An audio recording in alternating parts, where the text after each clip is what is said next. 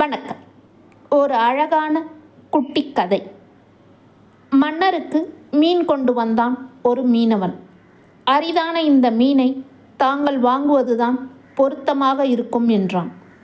மன்னரும் மகிழ்ந்து அவனுக்கு 5000 பொற்காசுகள் கொடுத்தார். மகாராணி கொதித்து விட்டார். ஒரு அற்ப மீனுக்கு இவ்வளவு பணமா? அதை திரும்ப வாங்குங்கள் என்றாள்.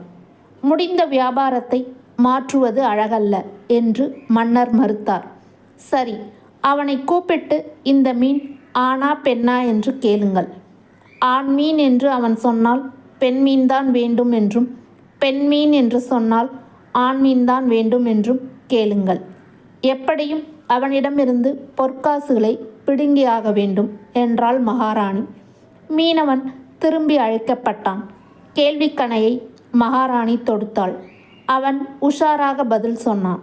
இது ஆணுமில்லை பெண்ணுமில்லை, இரண்டின் குணங்களையும் கொண்ட அதிசய மீன். அதனால்தான் அதை மன்னருக்கு கொண்டு வந்தேன் என்றான். இந்த பதிலால் நெகிழ்ந்த மன்னர் மேலும் 5000 பொற்காசுகளை கொடுத்தார். அதிலிருந்து ஒரு காசு தரையில் விழுந்து ஓடியது. மீனவன் அதை தேடி எடுத்தான். மகாராணி கோபத்தின் உச்சிக்கே போனாள். பேராசைக்காரன், கீழே விழுந்த காசை யாராவது வேலைக்காரர்கள் எடுத்து போகட்டுமே என்று விட்டானா பாருங்கள் என்றாள் மன்னரிடம். அவன் நிதானமாக திரும்பி சொன்னான்.